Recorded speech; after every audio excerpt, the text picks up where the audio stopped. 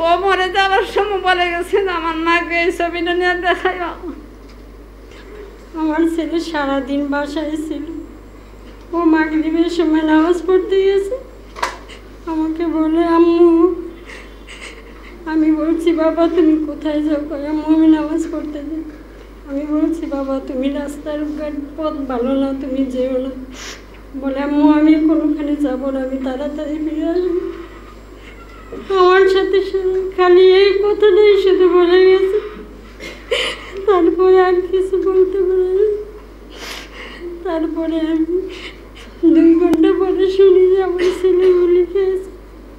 ও গুলি খেয়েও দৌড়িয়ে বাসায় আসতেছিল, তারপরে পড়ে গেছে, পরে ওর ঠোঁট দুটো ফাটে গেছে। সবাই আমার ছেলের জন্য দোয়া করবেন।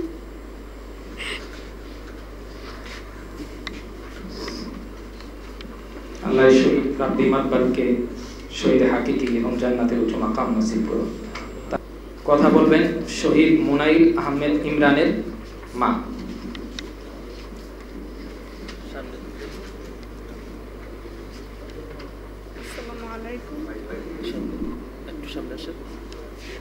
আসসালামু আলাইকুম।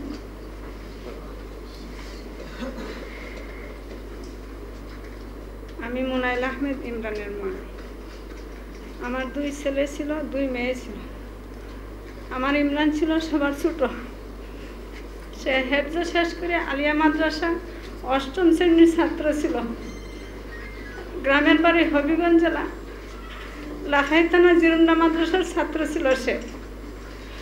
ঈদের ছুটিতে মা বাবার কাছে আসছিল, আর ওইখানেই কিছুদিন থাকছে, তারপরে এই আন্দোলনে ফাঁকে পড়ে যায়। 19 তারিখ শুক্রবারে আমার বড় ছেলে এবং আমার বড় বোনের ছেলে, আমার বড় ছেলের নাম তোফায়েল আহমেদ এবং আমার বড় বোনের ছেলে নাহিদুল ইসলাম, তারা দুজনেই ছিটাগুলি খায়। আর তখন তাদেরকে নিয়ে একটু ডাক্তার দেখায়। আর তো মুনাইল ওদেরকে নিয়ে আফসোস করে যে আমার 2 ভাই গাজী হয়েছে, আর আমি মনে শহীদ হব। ভাই তোমরা গাজী হয়েছে, আমি শহীদ হব, এই বলতো। তো 20 তারিখ দিনকে রাত্রে 2 ভাই 2 পাশে, আর আমার মুনাইল মাঝখানে শুয়েছে। শুইয়া সারা রাত্রে এই ভাই নিয়ে আড্ডা দিয়ে ঘুমাইছে। পরদিন বেলার 3টার দিকে, এর আগে বারবার আমার কাছে চেষ্টা করে, বারবার বলে আম্মু আমি একটু বাইরে যাব।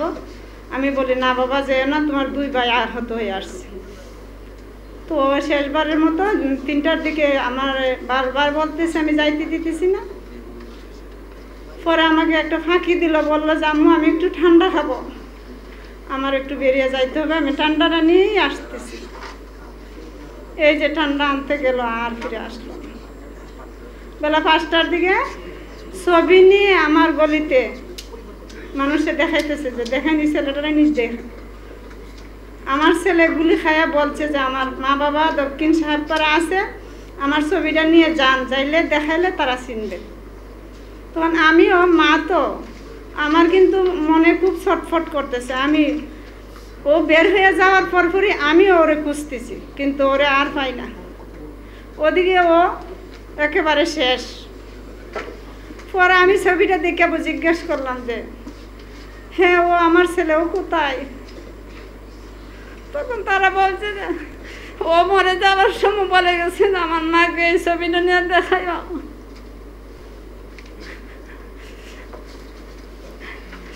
আমি কি বলবো, আমার বলার মতো ভাষা নেই।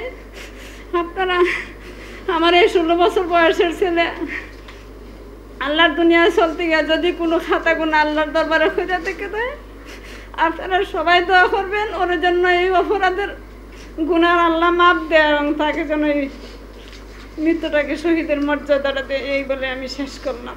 আসসালামু আলাইকুম।